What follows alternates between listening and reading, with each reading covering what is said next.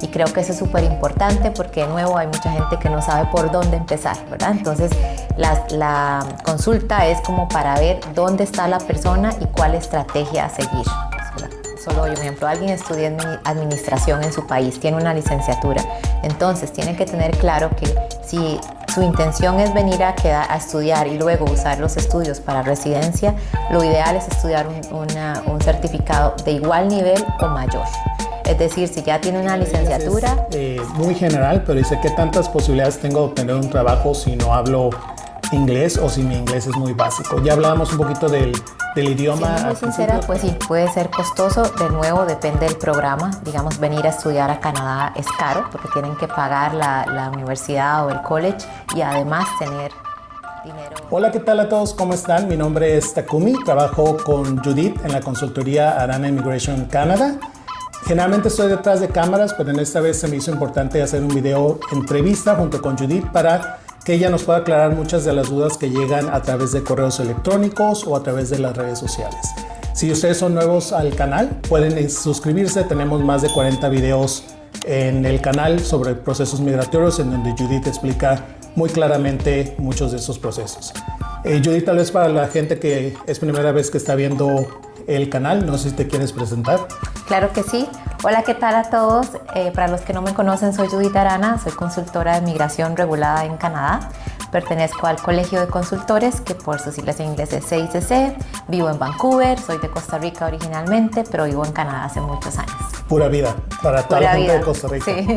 Sí, hay mucha gente de Colombia, de Perú, de Costa Rica, entonces saludos a todos los que nos estén viendo. Muchas tal vez de las respuestas van a estar enfocadas para nuestros seguidores de Latinoamérica, pero lo que sí queremos aclarar es que este video no es un video de asesoramiento legal, es simplemente informativo para responder ciertas dudas.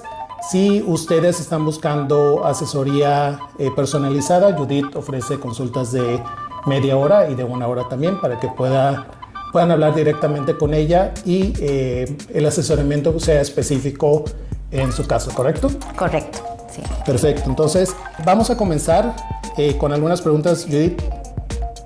Tú sabes que llegan muchos cuestionamientos por email, entonces más o menos hice una recapitulación de las preguntas más frecuentes que nos llegan para que tú puedas respondérselas a las personas. Entonces, Claro.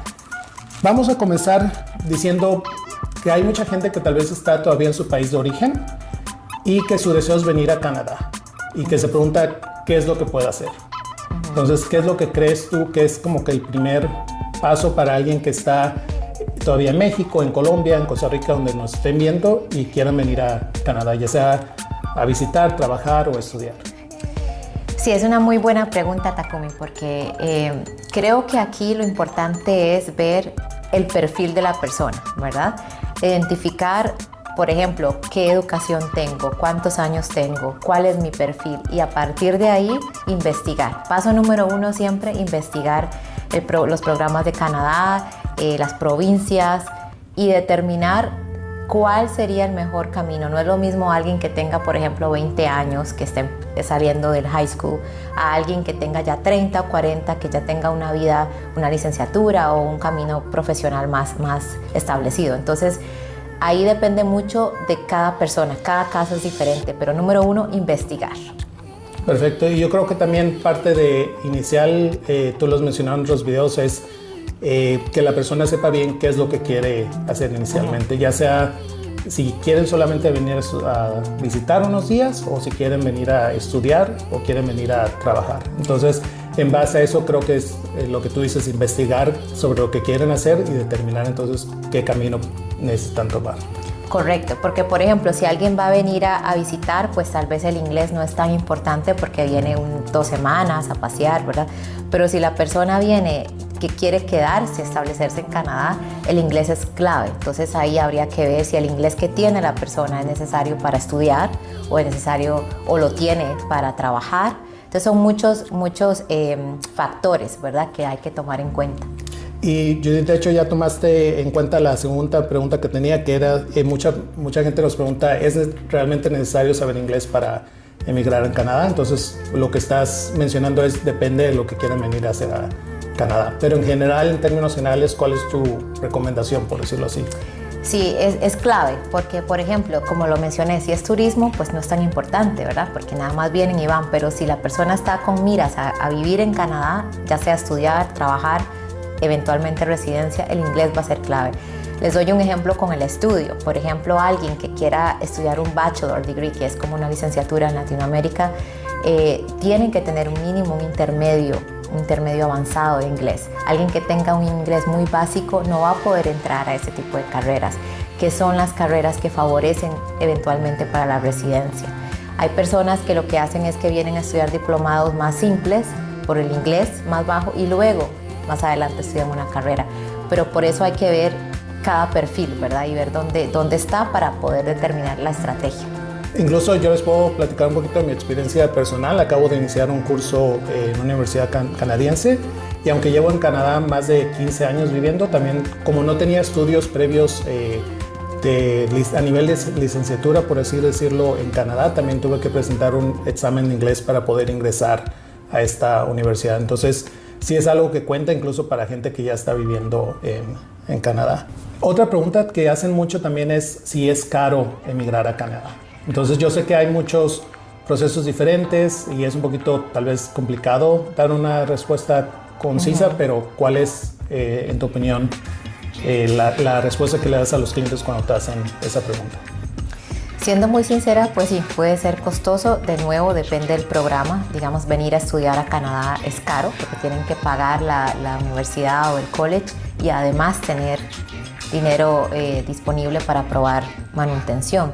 Si alguien viene a trabajar es un poco más cómodo, por decirlo así, menos costoso, porque cuando una persona tiene una empresa que lo patrocina no tiene que tener tanto dinero ahorrado porque ya viene con una oferta laboral, ¿verdad? Y si viene de turista va a depender mucho de cuánto tiempo venga, si viene a ver un familiar o un amigo. Entonces, de nuevo, depende del programa, pero en general sí se requiere, además hay que pagar el visado, etcétera, ¿verdad? Perfecto. Y más adelante en el video, Judith también va a estar respondiendo preguntas sobre visitar, estudiar y trabajar un poquito más específicas. Entonces, quédense hasta el final del video para ver todas esas respuestas. Ahora, suponiendo que ya la persona sabe qué es lo que quiere hacer, que quiere tal vez venir a visitar o estudiar o trabajar, sabemos que la mayoría de la información está contenida en la página del gobierno para todos los procesos migratorios, pero ¿en qué parte entras tú como consultora migratoria? Entonces, tal vez nos puedes explicar desde un principio qué es un consultor de migración. Sí, claro. Mire, en Canadá, porque sé que no existe en muchos países latinos, pero en Canadá está la figura del consultor de migración. Estamos regulados con un colegio de consultores, es una profesión regulada que requiere que uno tome una carrera, digamos una carrera en una universidad. Por ejemplo, en mi caso, yo estudié en UBC. Hay que tener ya un grado académico antes de llevar este curso y luego se pide regularse. Entonces nos especializamos en leyes de inmigración, pero como otras profesiones, por ejemplo doctores que se especializan en diferentes ramas, igual los consultores pueden especializarse. Unos tal vez lleven más refugio, otros lleven más residencia, otros lleven más compassionate grounds. En mi caso llevo muchos procesos desde estudio, trabajo, residencias, programas de la provincia, Express Entry, pero no abarco refugio, por ejemplo. Perfecto. ¿Y necesita la gente realmente contratar los servicios de un consultor de migración en tu caso? Bueno, no es obligatorio, ¿verdad? La ley de Canadá dice que no es obligatorio. Sin embargo, si la persona siente que ocupa guía, porque los consultores estamos para asesorar a la gente, para que el proceso migratorio sea más fácil, ¿verdad? Y con mayor posibilidad de aprobación. Porque aunque la información, como lo mencionaste, está en la página del gobierno, a veces puede ser un poquito difícil navegarla o entender claramente los requisitos, ¿verdad? Perfecto. Hablabas un poquito sobre, más o menos parecido a los doctores, que también los consultores se especializan en diferentes procesos migratorios, diferentes casos. ¿Cómo puede alguien entonces seleccionar al consultor de migración correcto? Es decir, tal vez la gente que está viendo los videos o ve videos de otros asesores o otras compañías, ¿cómo pueden ellos determinar tal vez ese es el indicado para mí? Bueno, yo creo que ahí valdría mucho la pena una consulta, ¿verdad? especializada, una consulta personalizada, porque como creo que en otras profesiones cabe la necesidad de ver si hay buena comunicación con el asesor, si hay, por decirlo así, química, ¿verdad? Que se puedan llevar bien, pero obviamente la persona tiene que estar calificada en el proceso que la persona necesite, ¿verdad? En nuestro caso, siempre nos pueden mandar un email preguntando si ofrecemos X servicio, y si lo ofrecemos, con mucho gusto podemos colaborar, y si no lo ofrecemos, nosotros podemos tal vez guiarlo a alguien más que les pueda ayudar. Correcto. Entonces, volviendo nuevamente al ejemplo de los doctores, es como cuando alguien va a una cita médica y eso tal vez lo refieren con un dermatólogo, lo refieren Exacto. con un otorrinolaringólogo, o lo que sea, con una especialidad, es de la misma forma. Depende del caso. Exactamente. Perfecto. ¿Cómo sé? Porque también tú me has platicado en algunas ocasiones que hay muchas personas que tal vez llevan casos migratorios, pero no están regulados por el colegio, que es lo que mencionabas, que es parte de los requisitos de ser un consultor migratorio. ¿Cómo alguien que está viendo o está pensando contratar a un consultor de migración puede saber si esa persona es un consultor legítimo, por así decirlo?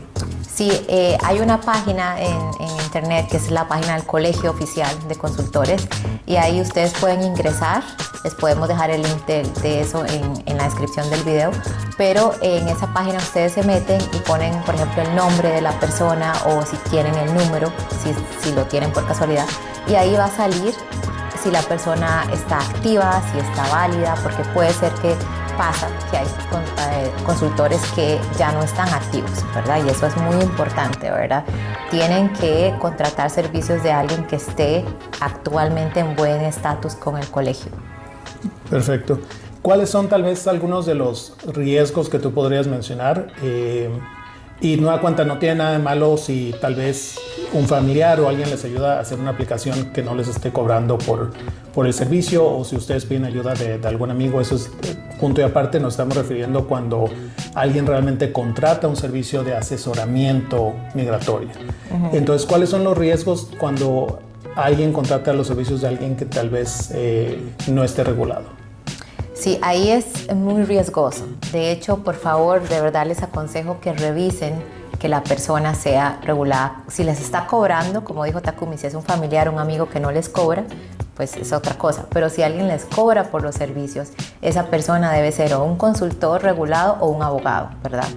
¿Por qué? Porque por razones de credibilidad, que su aplicación esté bien. Si algo pasa y la aplicación se pierde, o después usted no le dan la información, no hay manera de cómo usted lo pueda rastrear, porque esa persona no es regulada, ¿verdad? Simplemente yo creo que tal vez también son los estudios, ¿no? Porque tú estás mencionando, los consultores llevan una preparación, llevan estudios.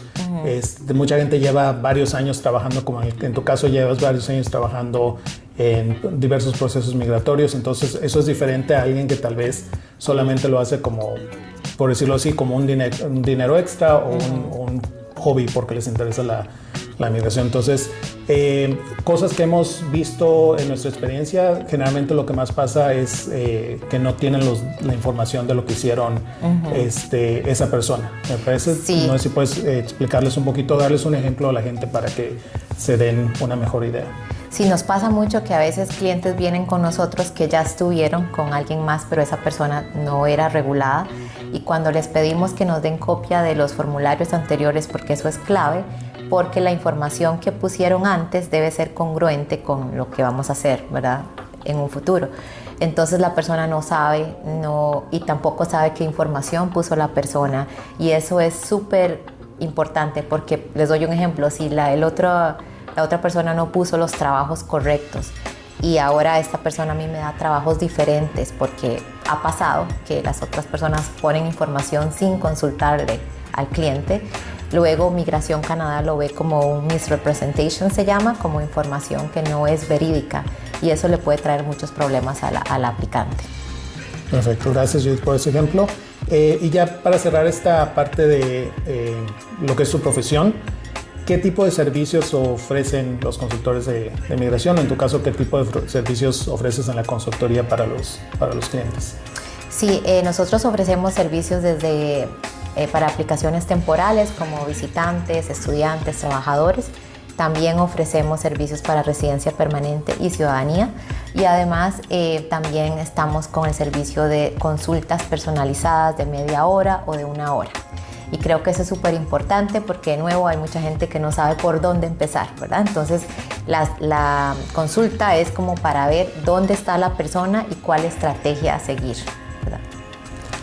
Entonces, para sumarizar todo lo que estábamos platicando, la gente primero tiene que saber qué es lo que quiere venir a hacer a Canadá, ya sea visitar, estudiar, trabajar, investigar en base a eso, determinar si necesitan el apoyo ya sea de un abogado de inmigración o un consultor de inmigración o hacerlo por su propia cuenta. Si van a requerir los servicios de un consultor o de un abogado, asegurarse que sean alguien que realmente pueda llevar su caso también. En el caso de los consultores, que sea alguien registrado o regulado por el Colegio de Consultores. Nuevamente les vamos a compartir el enlace de la página del Colegio de Consultores para que puedan buscar. Se puede buscar con el nombre de la persona o con el nombre de la compañía también, me parece. Sí, y con el número si lo tienen. O con el número de registro. Todos los consultores tienen, eso es otra cosa muy importante, todos los consultores tienen un número de registro, que es lo que verifica que están activos con este colegio de consultores. Ahora vamos a pasar, Judith, a la cuestión de si alguien quiere venir a visitar Canadá. Vamos a decir, si alguien lo único que quiere venir es pasear, quiere venir a Vancouver o ir a Toronto, a cualquiera de las ciudades de Canadá, ¿qué es lo que tienen que hacer primero? Sí, muy importante saber de qué país es la persona, ¿verdad? Porque la mayoría, por ejemplo, en Latinoamérica ocupa visa. Visa es la estampita en el pasaporte que se pone y para eso lleva un proceso, ¿verdad? Hay que aplicar en línea, hay que llenar formularios, etc. Pero hay otros países como México y Chile que solo ocupan una ETA. Una ETA es como una autorización para entrar al país y eso se hace en minutos, es algo mucho más rápido. Entonces, primero ver de qué país soy y qué requiero, ¿verdad? Pero normalmente si ocupa visa necesita estado de cuenta, teniendo dinero en sus cuentas, tener estable un trabajo, ojalá tener historial de viajes, arraigo como propiedades, etc. O sea, hay que ver las razones por las que va a venir. Si va a venir a ver un familiar, ese familiar le da una carta de invitación, ¿verdad? Perfecto, y de hecho tenemos un video en el canal en donde explicas con más detalles sobre el proceso de solicitud de una visa de visitante. Por si lo quieren ver, también vamos a compartirles el link en el video. Ahora sí, vamos a decir, si es una ETA es un proceso más sencillo, ¿correcto? Sí. Para la gente como en México, por ejemplo, solamente requieren una ETA. Es un proceso que tal vez tarde unos minutos en recibir una aprobación, por así decirlo. Sí, es una maravilla. La ETA para Chile y para México, estos dos países tienen esa ventaja. Lo único es que sí les aconsejo que tengan mucho cuidado porque hay personas que, aunque es un proceso sencillo, es como responder unas preguntas en línea. Les doy un ejemplo, a veces les preguntan, ¿alguna vez les han rechazado una visa? ¿O alguna vez han intentado venir a Canadá y ponen no, cuando tal vez sí ha pasado en años anteriores? Y eso en el sistema de Canadá, si ellos ven que usted puso no, pero era sí, lo ponen como que usted mintió y pueden rechazarle la ETA. Entonces es muy importante que lean en detalle, que respondan bien y si todo está bien, la ETA se la dan en cuestión de minutos. Judith, mientras estabas explicando la diferencia entre la visa y la ETA, estabas mencionando que para la visa se tienen que demostrar estados de cuenta. Una de las preguntas que nos llegan muy seguido es cuánto dinero tienen que demostrar. Específicamente para venir a visitar a Canadá, ¿qué cantidades sugieres tú? ¿Hay alguna tabla o algo de referencia? Para visitar o visa de turismo no hay una tabla específica, pero es más o menos depende de los tiempos. Doy un ejemplo. Si alguien viene 10 días y viene a ver a un familiar y el familiar hace la carta de que se está quedando en su casa, entonces ahí ya el oficial sabe, ok, esta persona tiene dónde quedarse, no ocupa hotel, pero sí tiene que tener plata para la comida, para, ¿verdad?, comprar cosas. Entonces para unos 10 días, por ejemplo, Vancouver o Toronto, que son ciudades caras, yo aconsejaría que unos $5,000, algo así. Esto es solo un ejemplo, ¿verdad? Va a depender mucho, pero si alguien no viene a ver un familiar o amigo, sino que va a pagar hoteles, súmele lo que usted ocupa pagar un hotel 10 días más lo de la comida, ¿verdad? Perfecto, y también si la gente va a tomar tours o va a hacer actividades, es dinero adicional que también pueden como que tomar en consideración. En este caso sí funcionan tarjetas de crédito o también tiene que ser un dinero líquido, por así decirlo, en una cuenta de ahorro? Dinero líquido siempre. Las tarjetas de crédito no cuentan para ningún trámite migratorio. Tiene que ser dinero ahorrado en cuentas de ahorro, corrientes, o pueden ser certificados a largo plazo también. Perfecto. Esa otra pregunta yo creo que les va a interesar a muchos porque la veo mucho, no solamente que nos la hacen a nosotros, sino en otras redes sociales. ¿Se puede trabajar como visitante? O sea, yo vengo a Canadá y puedo trabajar mientras estoy en Canadá como visitante o como turista. No, definitivamente no es ilegal trabajar como visitante. Sin embargo, usted sí puede buscar trabajo. O sea, no puede trabajar, pero no está mal que usted aplique. Y si una empresa, por ejemplo, decide contratarlo, la empresa tendría que hacer el proceso, ya sea de LMA o un tratado de libre comercio, pero no puede trabajar. Ok, perfecto. Entonces, nada más para aclarar, puede venir la gente a visitar y mientras está visitando puede buscar trabajos, tal vez puede llevar sus currículums sí, a restaurantes o a lo que sea, y eso está permitido. Lo que no está permitido es comenzar a trabajar. Correcto. Ok, perfecto. Entonces espero que eso aclare la duda de muchos. Ahora, ¿qué pasa si alguien viene como visitante y le gusta mucho la ciudad o Canadá y decide que quiere estudiar? ¿Se puede hacer el cambio de visitante a estudiante? La regla general es no, o sea, un visitante no puede pasar de visitante a estudiante dentro de Canadá. O sea, la persona puede estar físicamente en Canadá, pero el proceso en línea se hace como si estuviera fuera. Y si lo aprueban, la persona le toca salir y volver a entrar. Pero hay una excepción a la regla. La excepción es que si la persona lleva un prerequisito en los primeros 6 meses, ¿verdad? Les doy un ejemplo. Digamos que alguien viene y, como dijo Takumi, le gustó mucho aquí y decidió que me voy a estudiar, entonces quiere ingresar a una carrera, pero en la carrera le piden 2 meses de inglés. Entonces la persona va a llevar ese prerequisito de 2 meses, lo termina, le dan un certificado que dice terminó, y la carta de aceptación del college o de la universidad va a decir, la persona terminó el prerequisito de inglés X. O sea, la carta de aceptación dice que terminó el prerequisito y tiene el certificado que terminó el prerequisito. Esto en los primeros 6 meses de estadía como visitante. Si hacen esto, sí se puede aplicar desde adentro. Ok, entonces nada más para ver si lo entendimos bien. Primero, la persona puede estar en Canadá, puede buscar escuelas tal vez para donde quiera estudiar, y si es un programa o toma un programa como prerequisito para un programa de educación superior, en ese caso sí podría aplicar o cambiar su estatus dentro de Canadá. Correcto. Si quiere entrar directamente a un programa de estudios superiores, en ese caso puede estar en Canadá, me parece, pero tiene que aplicar como si estuviera fuera de Canadá. Correcto. Y en ese caso tiene que salir y volver a entrar. Ok, perfecto. Ahora, ¿qué pasa? Volviendo al ejemplo de la persona que tal vez está aplicando como visitante a trabajos y consigue una oferta laboral o consigue un trabajo, ¿se puede cambiar el estatus de visitante a trabajador? Si alguien está como visitante legalmente, en este momento hay una póliza que sí permite a los visitantes aplicar a un permiso de trabajo interno, pero esta póliza está hasta febrero del 2023. No sabemos si se va a extender o no, ¿verdad? Ok, perfecto. Entonces eso es otra cosa importante cuando la gente esté viendo videos o publicaciones o blogs, que tal vez la información que se estaba dando en ese momento era vigente en ese momento, pero muchas cosas cambian constantemente. Creo que con lo que pasó con la pandemia lo vimos mucho, habían cambios a cada rato con procesos migratorios, y recientemente también muchos procesos se están haciendo en línea en vez de ser en papel. Entonces sí es importante estar checando constantemente las regulaciones para que no se confundan. Ahora, pasando de visitante a estudiante, vamos a platicar un poquito sobre las dudas que nos llegan de las personas que quieren estudiar a Canadá. ¿Qué es lo que inicialmente deben de hacer alguien si quiere venir a estudiar a Canadá en cuestión de empezar desde cero? No sé ni qué programa quiero estudiar, ni qué escuela, ni qué ciudad. ¿Qué es lo que recomendarías tú? De nuevo, ver lo del perfil, ¿verdad? Recordemos que cada persona es diferente y que, por ejemplo, si solo doy un ejemplo, alguien estudia administración en su país, tiene una licenciatura, entonces tiene que tener claro que si su intención es venir a estudiar y luego usar los estudios para residencia, lo ideal es estudiar un certificado de igual nivel o mayor. Es decir, si ya tiene una licenciatura, estudiar aquí un bachelor o un post degree o una maestría. normalmente no es recomendable venir a estudiar un nivel menor, porque el oficial lo ve como que usted no está genuinamente queriendo estudiar, sino que quiere entrar, por decirlo así, ¿verdad? Entonces, eso, ver en qué nivel estoy.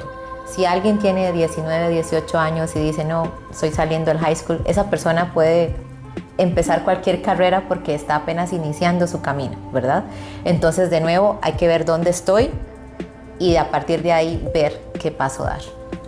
Y si no, vamos a decir, ya saben que tal vez quieren venir a estudiar un diplomado o una licenciatura, una maestría, pero no saben en dónde buscar esos programas, ¿qué es lo que le recomiendas a la persona? Nosotros, por ejemplo, no nos especializamos en la parte de búsqueda educativa, pero hay agencias educativas que pueden colaborar. También siempre recomiendo igual buscar en los sitios, digamos, si usted piensa irse a una provincia, revise las universidades de esa provincia, ¿verdad? Pero sí, hay que investigar mucho, porque cada provincia o cada programa puede variar mucho. De hecho, también volviendo a nuestro canal de YouTube, tienes un video de entrevista con una de las asesoras educativas que la gente puede contactarse. Si le gusta, puede ver el video para tener un poquito más de información. Hay muchas agencias educativas y generalmente lo que ellos hacen es asesorarlos en la búsqueda de esos programas educativos. Entonces, ellos tienen contactos con colleges, con universidades o escuelas de inglés o francés, lo que quieran venir a estudiar, y ellos los pueden guiar, no en la parte migratoria, por así decirlo, pero en la búsqueda de elección de un programa educativo. En cuestión de venir a estudiar, ¿qué tanto dinero necesita alguien? Y tal vez sé que esto va a depender del programa de estudios que elijan, pero en términos generales, si yo, por ejemplo, quiero venir a estudiar un diplomado, ¿cuánto tendría yo que tener en una cuenta de bancos? Sí, normalmente para los permisos de estudio sí hay como por decirlo así, un requisito de dinero, y eso es $10,000 canadienses, ¿verdad? Puede ser equivalente en la moneda local de la persona, que eso es para la manutención, digamos, para probar el alquiler, la comida, ¿verdad? Más el primer año, ¿verdad? Eso para el estudiante nada más. Ahora, si viene con familia, súmele $4,000 por la pareja y $3,000 por cada niño. Nosotros también tenemos otro video donde explica como paso a paso lo que debe tener de dinero por las familias, pero eso es a nivel general. Entonces, $10,000 más el primer año de carrera, que no sabemos cuánto es, depende de la carrera, ¿verdad? Y luego, si tiene familia, $4,000 pareja, $3,000 por cada niño. Okay, perfecto. Les vamos a compartir el enlace de tanto del video como también es una tabla, por así decirlo, donde vienen los montos mínimos que las personas tienen que demostrar, pero para que les quede un poquito más claro, un ejemplo, entonces, si yo quiero venir a estudiar un diplomado y el diplomado tiene un costo es de un año, vamos a decir, y tiene un costo de $7,000 canadienses, entonces lo mínimo que yo tendría que demostrar serían $17,000 canadienses, ¿correcto? Correcto. Si usted viene solo. Si yo vengo solo. Okay. Sí, pero digamos que traiga a su pareja, entonces súmele $4,000 más. Ok, perfecto. Entonces, tiene un hijo, súmele $3,000 más. Ok, perfecto. Entonces, si yo vengo solo, mi programa cuesta $7,000. Soy una persona soltera, sería $17,000. Si vengo con pareja, serían $4,000 más. Entonces, a los $17,000 le sumarían $4,000 más y $3,000 por cada hijo o hija dependiente. Correcto. Ok, perfecto. Y esos, recordemos, son los mínimos. Esos son los mínimos, okay. Y nunca aconsejamos tener justo los mínimos, ¿verdad? Ya mencionabas un poquito esto al principio, pero otra de las preguntas que nos hace mucho ¿es importante el programa de estudios que se elija? Ya hiciste referencia que depende del perfil para cuestiones de que les aprueben el permiso y también de residencia, pero también hay otra cosa que es importante que muchos no saben, que es el Post-Graduation Work Permit, entonces que no todos lo dan. Entonces no sé si quieres aclarar o puedes aclararles un poquito a las personas sobre Claro. eso. No todos los colleges aplican para el Postgraduate Work Permit. El Postgraduate Work Permit es como el permiso que se da al graduarse. Y es un permiso especial porque ayuda con la residencia, porque ayuda a obtener experiencia laboral en Canadá. Pero muchos de los colegios privados no aplican para esto. Entonces hay que tener mucho cuidado cuál es su objetivo. Si su objetivo es venir, nada más no sabe si se quiere quedar en Canadá, quiere llevar un año, por ejemplo, tranquilo. Hay muchos programas de co-op, por ejemplo, que no aplican al Postgraduate Work Permit. Si usted quiere venir con familia, tiene que sí o sí entrar a un programa que aplique al Postgraduate Work Permit, para poder traer a su pareja o a sus hijos. Eso es muy importante que lo tengan presente. Y Judith, hace unos días estuvimos posteando en nuestra cuenta de Instagram. Para los que no nos sigan en Instagram, también les vamos a compartir el nombre de la cuenta para que nos puedan buscar y agregar. Una persona a través de Instagram nos hizo una pregunta que se me hace también importante. Laura, me parece que es el nombre, Lau, menciona, hola, ¿es cierto que al terminar de estudiar, es decir, durante la espera en recibir las notas y la carta de la universidad para poder aplicar al Post-Graduation Work Permit, no se puede trabajar? Eso es muy importante. Sí, lo que pasa es que, por ejemplo, si les doy un ejemplo, el 1 de enero les dan el completion letter, se llama la carta que indica que ya terminó el curso, ¿verdad? En el momento que le dan esa carta, la persona tiene que dejar de trabajar. Pero cuando la persona aplica al Postgraduate Work Permit, es decir, manda la aplicación en línea, digamos que la manda el siguiente día, el 2 de enero, entonces en el momento que manda la aplicación va a llegar una carta de confirmación de que se envió. En ese momento ya la persona puede trabajar full time sin problema. Gracias por responder eso.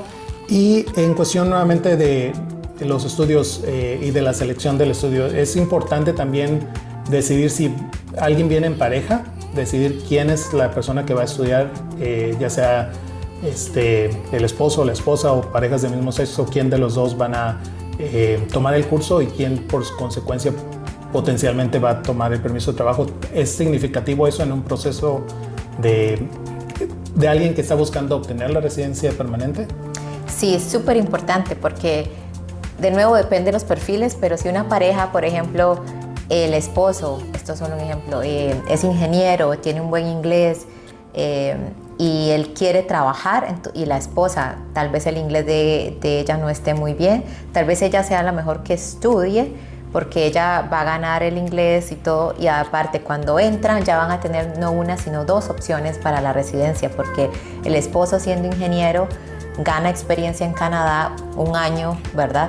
Mientras ella estudia, entonces tal vez el esposo después se vuelva el aplicante principal para la residencia, ¿verdad? Si no lo logra por el esposo, ella sigue el camino de graduarse, etcétera, etcétera.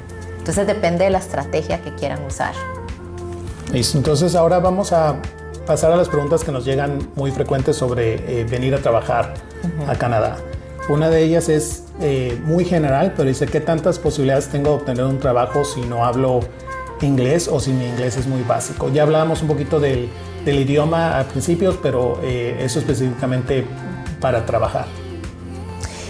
Bueno, siendo muy sincera, las posibilidades son bajas digamos, sí hay trabajos para personas que tienen un inglés bajo, pero son trabajos más de entry level, es decir, muy básicos, ¿verdad? Entonces, que no está mal, ¿verdad? Pero si la persona no tiene permiso de trabajo, es más difícil porque tiene que probar que habla inglés para aplicar un permiso de trabajo. Si ya la persona, por ejemplo, viene como estudiante y ya como un estudiante puede trabajar y el inglés es básico, entonces puede aplicar a cualquier trabajo, ¿verdad? Para empezar. Y yo creo que también otra de las cosas que hay que tomar en cuenta es la comunicación que hay en el ambiente laboral, no solamente por cuestiones migratorias, sino por el desarrollo profesional que alguien pueda tener en Canadá. Yo me acuerdo cuando recién llegué a Canadá, mi inglés también no era muy bueno y siempre hay esa dificultad de comunicarse. Entonces también para trabajar y recibir instrucciones, cuando alguien viene a Canadá no necesariamente va a trabajar con gente que hable español. Entonces el recibir instrucciones o el dar instrucciones o cualquier emergencia, eso es otra cosa que también siento que la gente tiene que considerar cuando quiere emigrar a otro país sin tener una base fundamental del idioma, por así decirlo. ¿Qué recomiendas a alguien que está buscando o aplicando un trabajo en Canadá? Mejorar el inglés. El inglés es clave, definitivamente. Entre más inglés, más posibilidades. Buscar, bueno, en línea, en Canadá todo se busca en línea, ¿verdad? Por ejemplo, en sitios como Craigslist, LinkedIn, son buenas opciones, JobBank. Pero sí investigar cuál es la industria, por ejemplo, de esa provincia. Por ejemplo, nosotros vivimos en Vancouver y aquí hay mucha industria para tecnología, ¿verdad? Entonces, mucha gente que tenga esa industria, esta es una buena provincia, ¿verdad? Si es una industria más de agricultura, tal vez Alberta, ¿verdad? Entonces hay que ver en qué me especializo y a dónde puedo buscarlo. Fuera tal vez de la cuestión migratoria, si me permites dar un poquito mi opinión, claro. En términos generales, lo que yo recomiendo también es que tengan un buen currículum, obviamente, que investiguen cómo los currículums tal vez de Latinoamérica o de Canadá son bastante diferentes en cómo se presentan. Entonces, investigar cómo se desarrolla, cómo se prepara un currículum en Canadá. Hay gente que se especializa en dar ese tipo de servicios, o pueden buscar los famosos templates en internet, nada más asegurarse que se vea muy profesional.